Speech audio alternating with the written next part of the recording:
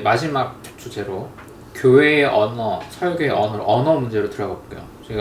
근데 저는 이제 한마디 더 하면 지금 이스라엘 크놀은 기독교인은 아닌데 나중에 예수에 관한 이야기도 사실 많이 하긴 하거든요. 근데 이제 기독교 예수라는 필터가 없는 유대인이어도 굉장히 평화적인 언어로 자기 얘기를 해낼 수 있어요, 사실. 근데 말씀하신 대로 기독교인이니까 예수 필터를 가지고 이제 해석을 한 건데 당연한 거고, 만약에 그렇지 않고 심지어 유대인 학자들도 그렇지 않는데 만약에 여호서 정복 전쟁 이야기부터 뭐 노아 홍수 이야기를 사실적으로 설명한다거나 신이니까 심판할 수 있는 거라는 행위를 한다거나, 그럴 때 그 메시지의 해석이나 방향이 토대가 너무 다르잖아요.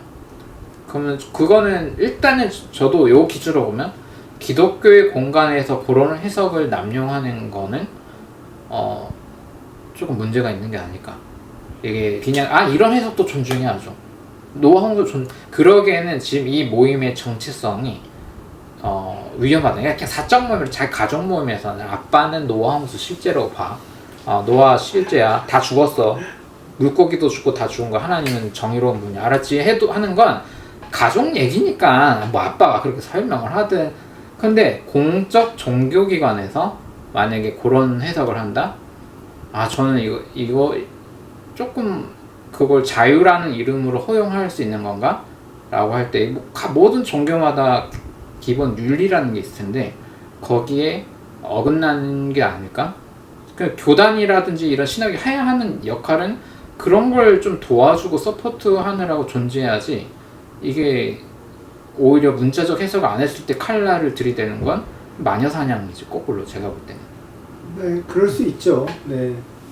한 가지 더 붙이면 그러면 우리가 이제 구약에 있어서 역사성이 사실은 좀 약하고 우리는 신앙의 진리적인 거를 발굴해내는 조금 답답하지만 그런 신비의 가능성을 해야 되는 일을 한다고 할 때 설교의 언어도 약간 이런 거야. 오늘 말씀을 읽고 출애굽 말씀을 읽고, 자 오늘은 모세가 이렇게 해가지고 이렇게 됐습니다. 모세가 뭐라고 말했죠? 자 이렇게 동화구연 하듯이 하는 건 초등학교 1, 2, 3학년 정도까지는 저는 필요하다고 생각해요. 왜냐면 애기들은 그런 스토리텔링의 그런 걸 좋아하니까. 근데 만약에 그 이후 초등학교 고학년이 지나가는 사람들한테도 이런 식으로 여호수아가 참 기분이 나빴겠죠, 여러분. 왜 여호수아 얼마나 불안했을까요? 아니 다윗의 이야기를 가지고, 자 오늘은 다윗 요 1장에서 사울과 다윗의 이야기 어땠을까 해서 이야기 그냥 끝. 자 이런 거는 그 형식 자체가 암묵적으로 이거는 팩트고 이거는 지금 전기문이고, 자 여러분들이 지금 이 시간에 찬양 드리고 앉아서 이 스토리를 듣는 것만으로도 과거의 역사적 사실을 기억하는 것이기 때문에 예배의 의미가 있는 겁니다 라고 한 애는 굉장히 그 문자주의적 그 요소를 주장하는 시간이 돼버리는 거거든요. 저는 그래서 이런 형식 자체가 좀 위험하다고 보는 거예요, 설교의 언어에서도. 전 동의해요. 동의하고, 기본적으로 이스라엘 크놀의 책을 이해하기 위해서는 성경이 기록되어 있는 것을 알고 있어야 되고, 이것을 이해하기 위해서 다른 정보들도 알고 있어야 되고, 다른 이해까지 가야 된다는 거죠. 기본적으로 성경을 알고 있어야 돼요. 근데 우리가 교회 안에서 교우들과 더불어 신앙을 나누기 위해서는 우리가 공유하고 있는 텍스트가 성경이니 성경을 다 알고는 있어야 된다는 생각이 든다는 거죠. 그런데 이 성경을 알고 있기 위해서 드는 시간인데 이 시간만큼까지도 교우들과 나눌 시간도 없어요. 무슨 얘기냐면 성경은 이렇게 쓰여 있지만 우린 이렇게 이해해보자까지 가야 되는데 성경은 이렇게 쓰여 있어를 이야기하기도 벅차하다는 거죠.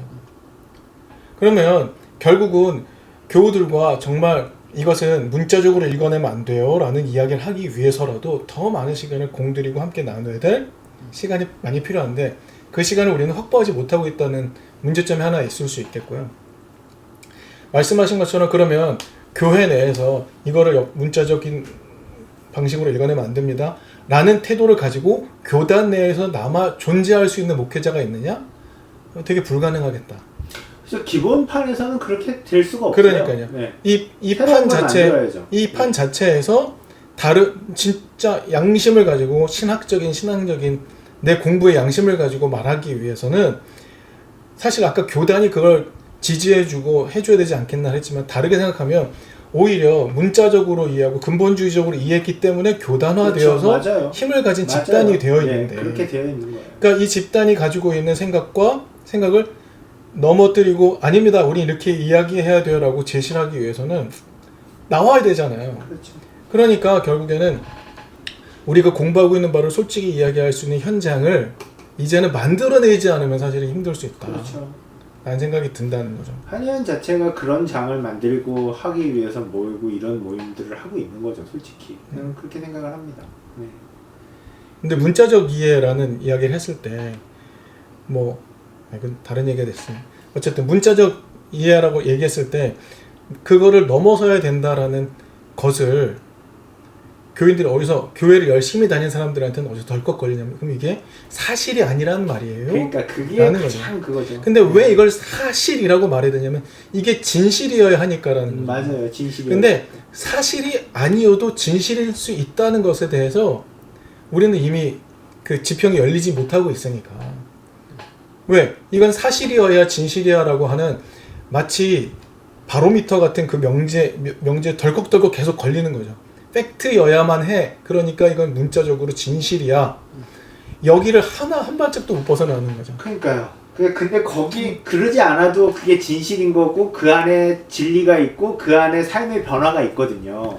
근데 그 얘기는 누구한테 안 통하냐면은 그렇기 때문에 이건 팩트가 아니기 때문에 진실이 아니야라고 말하는 교회 밖 사람들한테는 안 통하는 얘기가 된다는 거죠. 얘기인 걸 수 있죠. 그렇게 된다면. 그러니까 양쪽에서 다 부딪혀서 걸리는 거예요. 그러니까 이제 그런 거라고 봐요. 그래서 이제 예술적 영성이 신앙적 영성이랑 비슷하다고 볼 수 있다라고 가장 비슷하다고 보는지도 모르겠는데 저는 그래요. 저는 그냥 개인적으로 이런 문제에 대해서 그냥 저 혼자만의 이해는 어떤 거냐면 우리가 소설을 읽어요. 소설을 읽으면서 그 소설의 문장이나 어떤 그 내용이 허구잖아요. 그죠? 물론 비슷한 것들을 만들고 있었지만 그게 허구란 말이에요. 근데 그 소설의 내용이 우리의 삶을 바꿀 때가 있어요. 내 인생을 전환시킬 때가 있다라는 거죠. 큰 깨달음을 주고 정말로 나는 이렇게 살아야 되겠구나 라고 하는 임팩트를 줄 때가 있어요. 하나님이 가공의 문장을 만들 수 있어요. 그냥 신이라는 존재가 가공의 문장을 만들었을지라도 그 가공의 문장, 그 이야기 속에서 나를 만나줄 수가 있다는 거죠. 근데 그게 가짜예요? 아니에요. 그리고 그 인생의 전환이 다른 거예요? 아니에요. 실제로 나타나요. 그리고 내가 바뀌고 내 상처가 치유되고 내가 회복이 일어난다는 거죠. 이제 그 얘기에서의 전제는 이거는 소설과 같은 책이야 라는 얘기가 되는 거죠. 그러니까 가짜 그렇죠? 그런 얘기를 했을 때 가짜네 이렇게 얘기했어도 그 가짜라고 얘기할 수 있음에도 불구하고 그 안에서 일어나는 하나님의 역사라는 건 가짜가 아니다라는 그러니까 얘기를 할 수 있다는 지금 거죠. 진짜 가짜라는 설명을 했지만 가짜라는 말은 아니잖아요. 그렇죠. 아니 사실이 왜냐면 아니다라는 거고 가짜는 다른 거니까. 그렇죠. 그러니까 소설일지언정 그 소설이 우리 삶에 일으키는 그 변화나 그런 것들을 우리가 부인할 수는 없다라는 거예요. 영화를 보면서 우리가 감동을 하고 예술 작품을 보면서 그런 것들은 다 어떤 가상적인 공간에서 일어나는 거고 예술 작품도 창조품이란 말이야. 사람이 만든 거라는 거죠. 근데 그걸 보면서 우리가 받는 임프레션과 변화라는 것은 거짓말이 아니에요. 우리가 겪는 변화들은.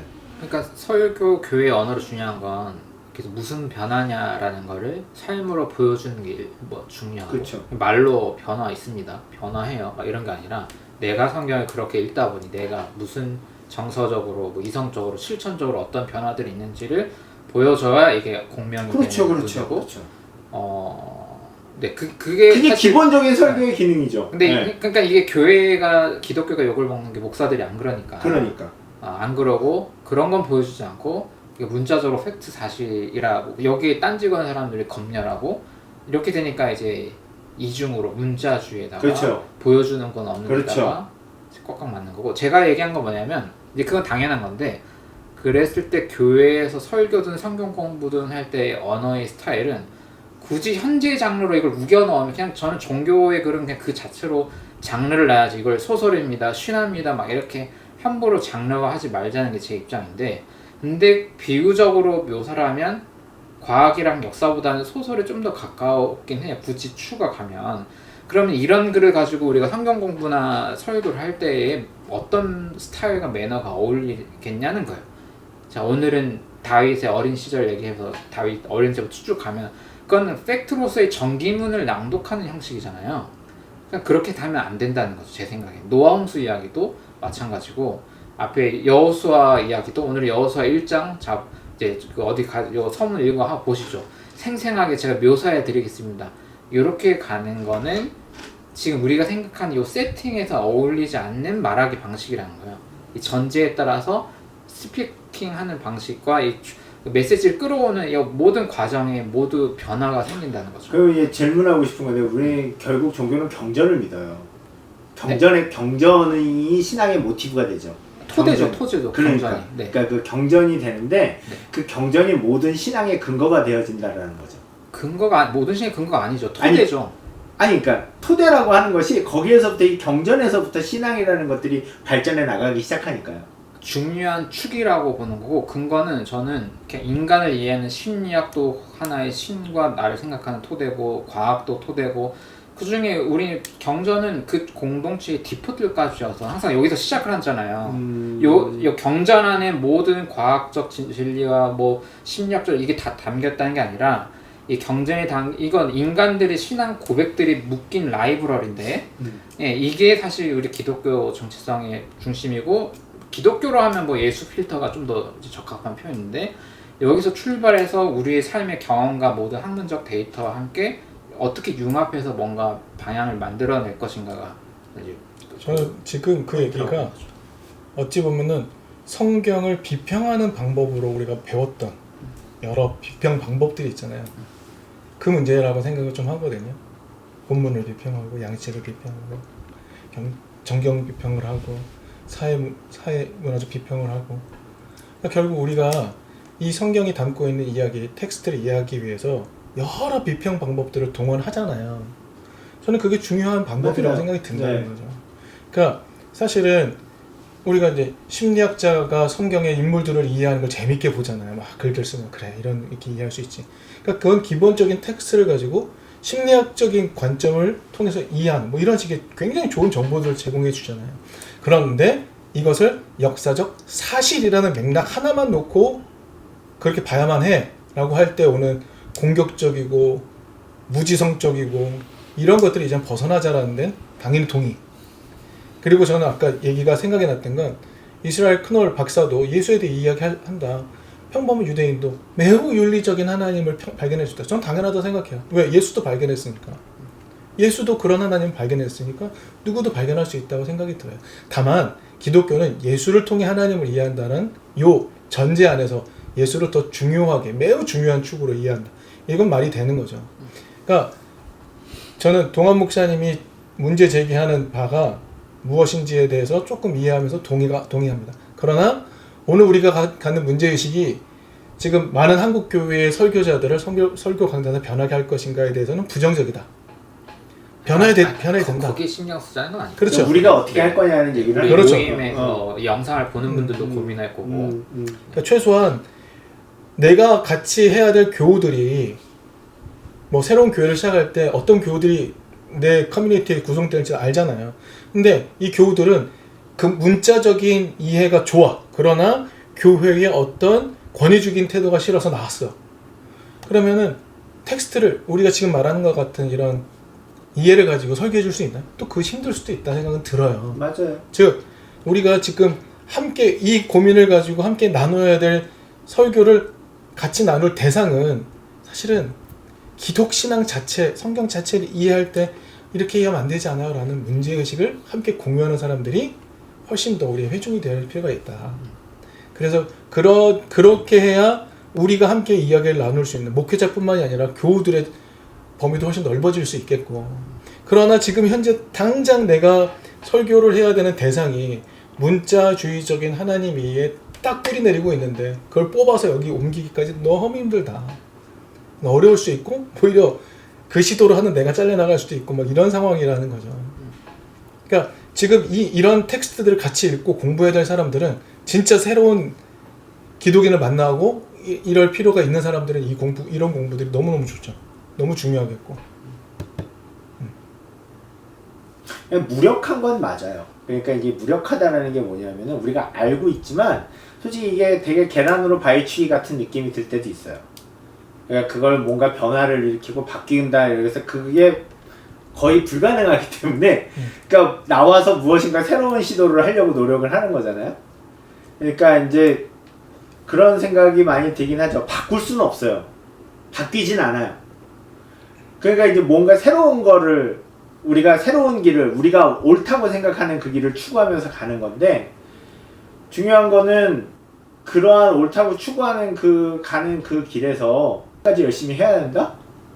여러 가지 어려움이 있지만 또 하나는 우리도 그렇지만 우리랑 비슷하다고 느끼는 목회자들 그룹들 있잖아요. 나랑 생각이 비슷한 것 같아. 이런 착각일 수도 있지만 그런 생각을 갖는 분들이 있단 말이야. 그런데 그게 많은 경우 현재 정치적인 맥락에서의 통제 뭐 이런 느낌인 거지. 하나님을 이해하는 방향, 신학을 이해하는 방향, 성경을 이해하는 방향이 나와 같기 때문에 아니라는 거죠. 제 말은 어떤 의미냐면은 우리가 내 지금 아주 실제적인 삶의 현장에서 당면하고 있는 내 삶의 현실의 문제를 함께 공유하고 있는 사람들을 마치 내 동지라고 여길 수가 있는데 이게 여기를 지나서 성경 안의 맥락, 신학의 맥락으로 싹 들어보면 나와 완전 다른 생각을 가진 사람도 많다는 거죠. 그렇죠. 맞아요. 네, 그러니까 그렇기 때문에 나랑 같은 부류의 사람, 나랑 같은 고민의 사람인 줄 알았는데 아니네 라고 깨닫게 되는 순간 또 어떤 정도의 거리를 둬야 되지? 이런 계산을 하며 살더라는 거죠. 저는. 그렇죠. 오늘 삶의 자리에서 정치적 현실은 여기 나랑 같아. 근데 성경을 이해하는 바와 완전 달라. 내가 어떻게 같이 해야 되지? 이런 고민을 하게 되더라. 그러니까 사실은 완전한 공감을 받으며 살지 못하고 있다. 그렇죠. 누구든지 또한. 누구든지. 네. 또한. 그런 완전한 공감을 나누는 커뮤니티를 구성하고 사는 사람도 참 적겠다. 그럼요. 생각도 많이 들기도 합니다. 어쨌든 제가 하고 싶은 얘기는 예를 들어 설교를 고정적으로 한 사람이니까 제 생각에 이렇게 나왔어. 그러면 이런 본문을 우리가 해석해서 설명을 줄 때 정기문 읽듯이 나열해서 설교를 하거나 성경 공부를 하는 건 어차피 의미가 없고 어차피 브랜딩도 안 될 거고 그리고 문자주의자들이 저희들이 모이면 어차피 올 일도 없고 왜냐면 저기 삐까뻔쩍하는 대부분의 교회들이 그렇게 하니까 만약 신학적으로 새롭게 공부하고 이스라엘 크널 여러 교수의 이야기도 어느 정도 뭐 이분의 아이디어를 다 공감한다는 게 아니라 맥락을 이해했으면 제 생각에는 그래서 예수 필터라고 하면은 여리고성 정복 전쟁 이야기나 출애굽 이야기라든지 이런 거의 이야기를 사실로서의 텍스트를 보는 게 아니고 시각적인 해석과 여러 가지를 융합하면서도 예수 정신에 맞게 신앙의 풍성함을 더할 수 있는 메시지로 요리해낼 수 있느냐 그런 컨텐츠를 계속해서 생산해 나가면서 이게 맛을 보고 이렇게 체험하고 할 때 새로운 힘이 나고 그런 그런 방식으로 사람들에게 도움을 줄 수 있느냐 그러면 저는 여기도 모임들이 만들어질 거라고 보고 그럼 이제 설교의 스타일이나 형식이나 목표 이런 것들도 다 조정된다는 거죠. 우리가 교단 신학교 앞에 있을 때는 이제 이걸 무조건 교리 틀에 맞춰서 뭐 2신층이든 뭐든 뭐 그게 맞춰서 필터링 나가고 그냥 빼고 교회로 맞으면 문자적으로 이걸 그냥 설명만 30분이든 40분이든 그냥 문자적 사실 막 날만 하면 설교가 되는 건데 그게 아니라 이게 예수 정신에 맞춰서 그 어떤 본문이든 요리해내서 더 풍성한 삶의 그 요리로 완성시킬 수가 있느냐가 포인트라는 거죠. 만약에 노엉수를 그렇지 않고 그냥 가져가면 저는 세상에서 그 어떤 이야기보다 가장 무서운 이야기야. 노엉수를 그렇게 가져간다. 그래서 모태신앙인 분들이 하나님이 뭐 죄가 있었다니까 심판하실 수도 있지 뭐 이렇게 하는 얘기를 너무 편하게 하는 얘기를 듣거든요. 그러면 이게 제가 이제 중간에 들어간 저 입장에서도 진짜 세뇌 정도가 좀 심하다고 느껴져요. 이 종교 어떤 뭐 이야기도 없이 그냥 왜 심판했는지 모르고 기억은 안 나는데 죽을만 했으니까 그게 했겠지 이렇게 가요. 논리가 되게 무서워요. 그렇게 하면 그렇게 하라는 게 아니라 이런 신앙 모든 고백들을 가지고 또 이게 요리를 해낼 수 있느냐가 중요한 문제라는 거죠. 왜냐면 어떤 분들은 최대한 성경 이야기를 많이 들려줘야 설교라는 게 그래야 신본주의적이고 하나님을 기쁘게 하는 거다. 인간적인 뭐 과학이니 뭐니 자꾸 그런 데를 설교 시간 쓰면 안 되고 성경 이야기를 많이 들려줘야 하는 분들도 있는데 신학이 약간 저쪽으로 저는 가 있는 거라고 생각합니다. 목표와 과정, 절차 이런 게 다 다르니까 이런 고민까지 가는 거죠. 기본적으로 예수가 말하는 하나님이 어떤 하나님인지에 대한 공부를 더 할 필요는 있겠다 생각은 늘 합니다. 그래서 저희 교회 같은 경우 예수에 대해 공부하는 걸 되게 중요하게 이야기를 해요. 거기에는 역사적 예수 연구가 준 장점도 당연히 포함이 되어 있고, 그 다음에 예수를 어떻게, 십자가를 어떻게 이해할 것인가에 대한 이야기도 담겨 있고, 그래서 그 예수를 오늘 우리의 삶의 자리에서 예수를 어떻게 이해할 것인가를 깊이 나눈 후에 그 정신을 가지고 구약으로 들어가고, 그래서 구약을 이해할 때 저 이해 안 돼요. 나도 동의가 안 되는 부분이 있어요. 그런데 이 성경은 어떻게 이해해야 될까라는 이렇게 넘어가는 거죠. 이거는 뭐다라고 설명하는 게 아니고 아주 기본적으로 헬렘 뭐 이런 것들을 어떻게 예수는 얘기하지 않잖아요. 그걸 설명해 주지 않잖아요. 그러나 그 본문을 우리는 오늘날 어떻게 이해해야 되는지를 갈 수 있겠다라는 차원에서 저의 개인적인 그리고 저희 개별적인 교회의 경우는 예수를 더 깊이 이해하는 쪽에 초점을 두자라고 방점을 찍고 있다는 거. 네, 아주 좋은 것 같습니다. 네. 근데 한 가지 주의사항만 말씀드려요. 제 생각에 유튜브 본 중에 오해하시는 분이 구약 성경을 기독론 쪽으로 해석한다라고 하는 아주 극단적 보수주의자 집단이 또 있어가지고 다르죠. 예언들을 막 이사야 뭐 어쩌고저쩌고 그냥 신약의 저자들이 몇 개 한 게 있는데 그걸 더 오버해서 더 링크시키는 거는 우리나라 신학 진영에서 가장 극단적인 어떤 사람이기 때문에 지금 그 얘기를 하는 게 아니라 구약을 신약의 네. 하위 부류로 두자는 얘기가 아닌 거죠. 그게 이제 예수의 그런 깊이 있는 이해를 통해서 구약 성경의 해석들을 잘 융합해서 방향을 만들자는 얘기니까 그러니까. 혹시 또 오해하실까봐 자꾸. 저도 그렇게 생각합니다. 기본적으로 그렇게 생각하고요. 제가 아까 이제 오해적인 발언을 해서 이제 그냥 저희 개인적인 얘기를 난 그게 그냥 진짜 했으면 좋겠어 이렇게 얘기하는 게 그냥 저의 그냥 개인적인 이야기고 그 얘기를 누구한테 강요하거나 아니면 그게 이야기가 진실이기 때문에 당신이 믿어야 돼. 그리고 또 이런 폭력적인 것들이 있었기 때문에 그 폭력적인 것들을 인내하고 받아들여야 돼. 이런 경향에서 말씀을 드린 건 아니다라는 걸 그거는 좀 오해다라는 말씀을 드리고 싶고요. 예, 그냥 저는 그냥 개인적으로 그냥 내가 여태까지 그렇게 믿어왔던 것 그리고 그렇게 믿어왔던 하나님이라는 분이 정의의 하나님이시고 누군가가 피눈물을 흘리는 것에 대해서 절대로 외면하지 않으시는 하나님이고 그리고 뭐 이거 뭐 그렇지만 하늘의 그물은 성긴 것 같아도 절대로 빠트림이 없다라고 하는 그 노자의 말처럼 그것이 하나님께서 최종적으로 우리에게 해주시는 그 일들이 아닌가. 원수 갚는 것이 내게 있다라고 말씀하시면서 너희는 최대한 원수는 내게 맡기고 너희들은 최대한 사랑하고 평화롭게 살아라 말씀하셨던. 그래서 최종적으로 기다리다 원수를 꼭 한 번은 갚아주시는 하나님, 신원하시는 하나님, 그 하나님에 대한 갈망이 있기 때문에 이제 그런 이야기를 하게 됐던 것 같아요. 네, 그래서 그 갈망은 저도 있어요. 네, 그러니까요. 그 정의의 하나님에 대한 목마름이 많이 있기 때문에 근데 그 부분은 조금 제가 같이 코멘트합시다. 정의가 뭐냐 무엇이 정의냐 다 달라지겠죠. 그렇죠. 정의 하나님은 심판하는 게 정의다. 이건 또 아닐 수 있어요. 이제 그게 아니라 언제나 억울한 일을 당하고 눈물을 흘려서 그게 해결당하지 않는 사람들에 대해서 그 억울함을 풀어주시는 하나님. 그래도 그것도 어쨌든 예수의 사명선언이라고. 그렇죠. 사명선언이잖아요. 등장을 하니까 하나님을 그러니까. 그렇게 이해했다고 나오니까. 그래서 저는 그냥 여호수아의 전쟁이 이례적인 전쟁이라고 해석하고 싶은 거예요. 딱 이례적인 전쟁. 그건 또 그냥 제 신학적인 객관적 근거가 있느냐, 신학적 그렇죠. 내용으로 어울리느냐 이런 난관들이 있어요. 네, 그러니까요. 근데 그냥 저는 제가 가지고 있는 신앙 안에서 그냥 제가 이해하고 있는 그런 것들 중에서 역사적인 하나의 과정이었다. 그리고 그것에 대해서 누군가가 피눈물을 흘리고 아파하고 힘들어했던 것에 대한 결과적인 그것이다. 라고 그냥 믿고 싶어요. 그리고 제 개인적인 고백이기도 하고. 그래서 그것을 참 힘들고 아프고 무서운 상황이기도 하지만 그것이 그것이 이해되어야 한다면, 내가 그것을 이해해야 한다면 어떻게 이해할 것인가 라고 했을 때는 그냥 그렇게 이해하고 싶다.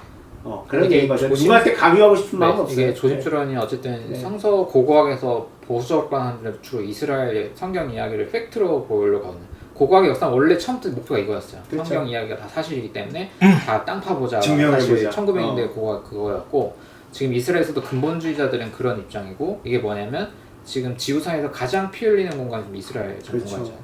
이스라엘 극우주의자들이 한 얘기는 여기가 원래 다윗의 땅이고 뭐 땅이고 우리 땅, 약간 이렇게 가버리는 거예요. 그러니까 사실 이게 예수 필터로 해석하면 이게 진짜 피 흘리고 난민들의 신앙 고백이고, 그야말로 무기 개발로 죽이라는 게 아니라 가나안 정복전에도 한 바퀴 산책하듯이 돌았을 때 하나님이 뭔가 신의 방법으로 신원해 주실 거라는 그렇죠. 걸 얘기하는 신앙 고백인데, 근데 문제는 진짜 이게 테러를 직접 하는 사람들의 해석으로 지금 실제 활용되고 있다면, 역사는 이스라엘 폭탄 날라다니고 막 사람 죽이고 막 죄 없는 팔레스타인 애기들까지 맨날 죽고 지금 이 난리가 있는 상황에서 우리가 실시간으로 뉴스를 보고 있는데, 이제 이런 그런 성경의 전쟁 이야기를 에 대해서 우리가 쉽게 이렇게 얘기하는 거 괜찮냐 하면 전 그래서 걱정이 된다는 그러면 거예요. 조심해야죠. 그 얘기는 얼마든지 조심해야 되는 말이 네. 맞아요. 네. 함부로 그걸 가지고 이렇게 해서 이렇게 됐다, 이렇게 된 거, 이렇게 됐다 가볍게 얘기할 수 있는 얘기는 아닌 거죠. 그러니까 이 수천 년이 지나도 어쨌든 지금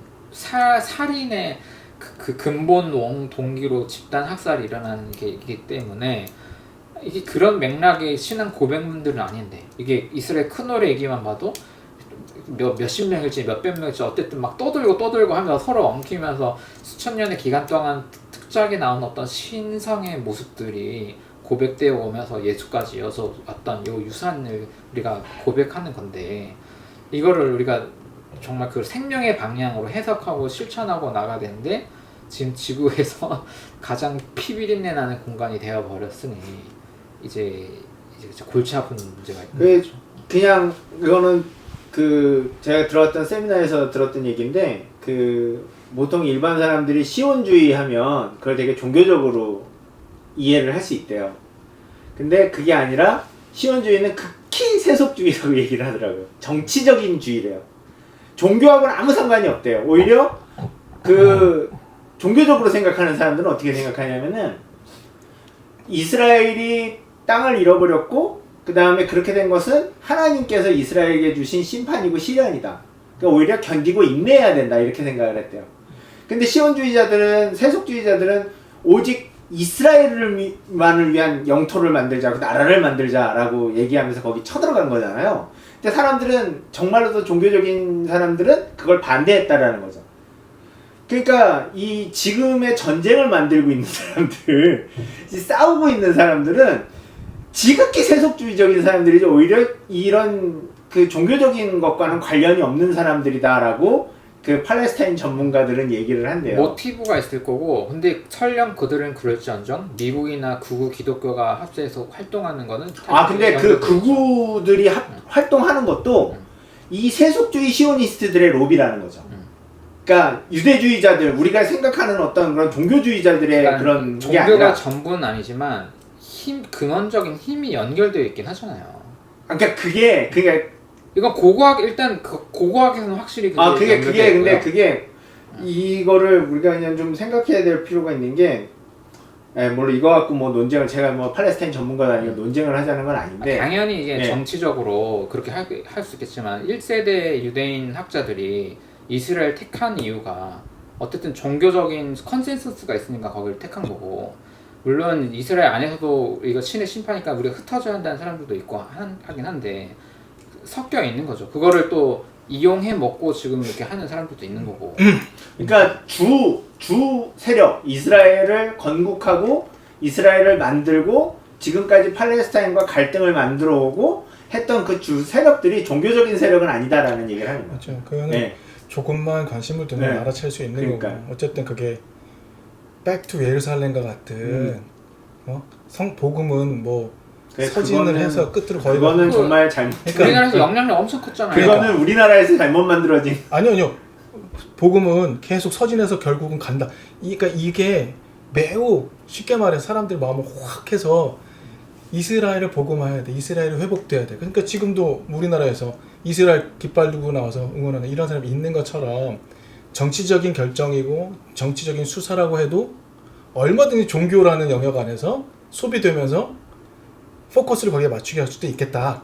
그러니까 이 칼로 무베듯이 할 수 있는 게 아니라 그러니까 교회 되게 장로님 권사님 네. 다 이스라엘 국기 드는 게 복잡하잖아요. 세속주의적 이유로 네. 이스라엘이 해방되는 게 나한테 돈을 더 벌어서 그럴 게 아니라 종교적인 게 섞여 있다. 그러니까. 교회 그럴 수 현장에서 있다. 그러니까 일도 양단으로 할 수 있지는 않지만 우리는 그걸 구분해서 볼 필요 있다라는 데 동의. 그 의견은 당연히 동의. 이 수사가 정치적인 맥락에서 나왔다는 거 이해하는 거 중요하다. 근데 그걸 종교적으로 소비하고 있는 사람한테도 얘기해주면 좋겠다. 여기도 동의. 그러니까요. 그래서 당신들 이거 이용당하는 거예요. 근데 자기가 가진 신념에 위배되는 걸 제시하면서 너 잘못됐다고 얘기할 때 사람들이 갖게 되는 반감. 그렇죠. 그러니까 이런 것들이 결국 이성적이지도 않고 팩트에 근거하지도 않지만 사실은 나를 움직이고 있는 동력들은 되게 다양하니까 그냥 우리가 만나야 될 회중, 우리가 만나야 될 대화해야 될 목회자들은 최소한 이 정도 고민을 하자라는 이런 대화 주제를 좀 좁히는 건 또 좋겠다. 그래서 그냥 네 그렇습니다. 네. 어쨌든 고고학에서는 종교적 선입견이 조금 많이 영향을 줬다. 그리고 이게 왜냐면 한국인 고고학자들은 한국으로 유학 마치고 온 순간 대다수 이렇게 되고 공부한 걸 부인했어요. 제가 이제 고고학자들 이제 강의 한국말로 된 거 들어볼 때 놀란 게 그 이제 여리고성 정복존재 근거 있습니다 하면서 막 어느 성벽 그 잔해 파는데 거기에 아이 시신도 발견됐고요. 너무 기쁜 표정으로 이거 보면은 이거 여리고성 우리 된 것처럼 여러분들 믿을 수 있어요? 이렇게 막 하는 거예요. 한국에서 최고 권위자였어요. 그분이 이스라엘에서 직접 파고 진짜요? 이런 사람이었어요. 근데 그걸 들으면서 그 안경 끼신 분 이름을 좀 까먹었어요. 그걸 보면서 너무 충격스럽고 혐오스러웠거든요. 저거를 이게 자기네 그게 그런 거 아니에요. 그 교회 권사님들 막 그런 강의했죠. 내가 직접 발굴 가보고 하다 보니까 이런 애기들 시신이고 성경 연결되는 거 분명히 있다 이렇게 얘기하는 건데 성경이 팩트라는 거를 으로 소비하는 거죠. 한국 태생이 그러니까. 가면 많은 현장에서- 창조과학식으로 하네. 아니 실질적으로 거기서 특히 고고학으로 활동을 또 해요. 근데 거기서도 이스라엘 안에서도 문자주의 고고학자도 있는 거고 그런 거 파다가 뭐 발견되면 시신들 그러니까요. 죽은다 하면 너무 기쁜 거예요. 한국 이게- 와서는 그렇게 그렇죠. 강의를 하는 거예요. 이게 팩트라고 증명이 네, 됐다고 여러분의 생각하니까. 믿음이 헛된 게 아닙니다. 네. 지금 여러분이 하는 그러니까, 수고가 네. 그런 식으로 작동된다고요. 그러니까 그렇게 근데 되니까. 정작 전문가들은 안 그런데. 네. 그래서 지금 전문가라고 얘기를 했지만 지금 사실 이 고고학이 발굴한 이게 이거예요라고 뭔가를 이렇게 내 결과물을 딱 보여줘서 사람들이 우와 반응하는 대다수가 교회 안에 있잖아요. 그러니까 내 성과에 대해 지지하고 뭐 인정 욕구가 아니라 내가 이게 빡 뭔가를 발견했을 때 환호해주는 회중이 이만큼 있는 이 공간에서 나를 딱 보여주고 싶은 욕구가 있을 수 있죠. 그게 더 크면 자기가 고민하고 공부했던 방향은 다른 이쪽을 보여주고 있다 할지라도 거길 떠나서 이쪽으로 가게 되는 태도도 할 수 있으니 저는 뭐 책 얘기로 돌아간다면 저는 이 책 참 재밌게 읽었어요. 네, 재밌어요. 매우 재밌어요. 그리고 잘 썼어. 재밌었어요. 되게, 그리고 성경을 이해할 수 있는 매우 좋은 흔적들도 많이 보여줬다. 일단 오늘 이렇게 마무리를 할까요? 네. 네. 네, 이렇게 마무리하겠습니다. 책을 재밌으니까 추천드리겠습니다. 네, 재밌습니다. 책이. 수고하셨습니다. 네.